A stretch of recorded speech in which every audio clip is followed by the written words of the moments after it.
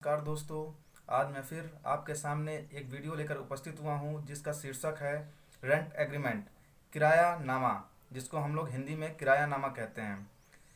यह एक ऐसा दस्तावेज होता है जो लिखित रूप में होता है। यह मकान मालिक और किराएदार के बीच का लिखित शब्दों में एक करारनामा भी कह सकते हैं। तो दोस्तों, इस रेंट एग्रीमेंट को इसमें कई बातों को लिखना होता है।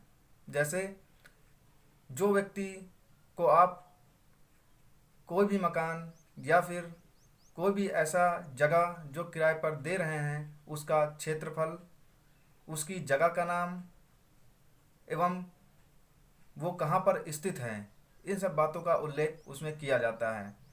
दूसरी बात, जिस व्यक्ति को आप किराए पर वह मकान या फिर कुछ क्षेत्र उसका दे रहे हैं, उसका नाम, उसकी उम्र, उसके पिता का नाम, उसका एड्रेस, उसका पता जो कि है, उसमें उल्लेख करना चाहिए। और जो व्यक्ति मकान मालिक है, जिसको हम इंग्लिश में लैंडलॉर्ड और किराएदार को टेनेंट कहते हैं, दोनों का नाम पूर्ण रूप से उसमें लिखना चाहिए और कई बातों को ध्यान में रखना चाहिए और उसमें उसी समय लिख देना चाहिए।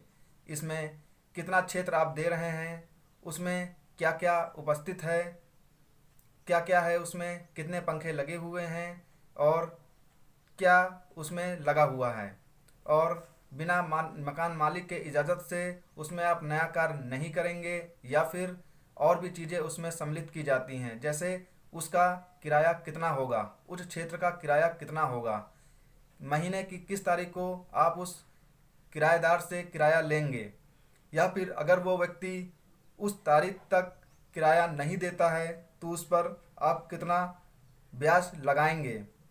उसमें इन बातों का भी ध्यान रखना चाहिए कि बिजली का बिल, पानी का बिल अलग से होगा या फिर उसमें सम्मिलित होगा।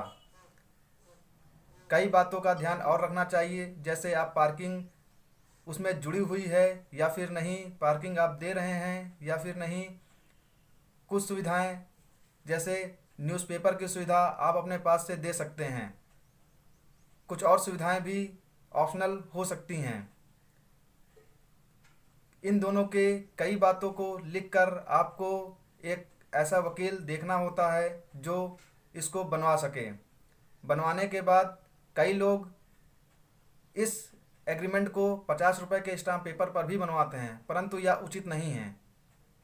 इसको 100 रुपये के स्टाम्प पेपर पर ही बनवाना चाहिए और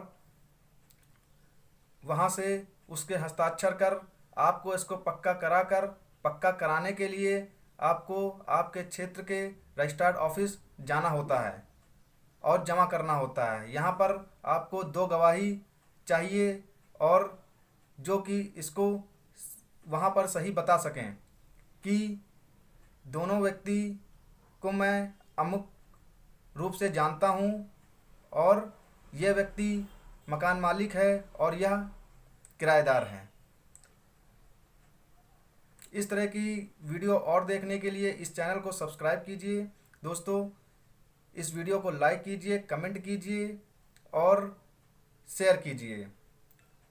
तो दोस्तों, आगे आने वाला जो वीडियो होगा उसमें मैं ये बताऊंगा कि जो लोग रेंट एग्रीमेंट 11 महीने का क्यों बनवाते हैं, क्या कारण है कि रेंट एग्रीमेंट 11 महीने का ही बनता है, लोग 11 महीने का ही बनवाते हैं, क्या कारण है उसका। तो दोस्तों, आज हमने रेंट एग्रीमेंट के बारे में कुछ बातों को समझा है। कुछ लोगों को ये वीडियो बहुत ही उपयोग आएगा। तो दोस्तों, इस चैनल को सब्सक्राइब कीजिए, लाइक कीजिए, कमेंट कीजिए और अपने दोस्तों पर शेयर कीजिए। थैंक यू दोस्तों।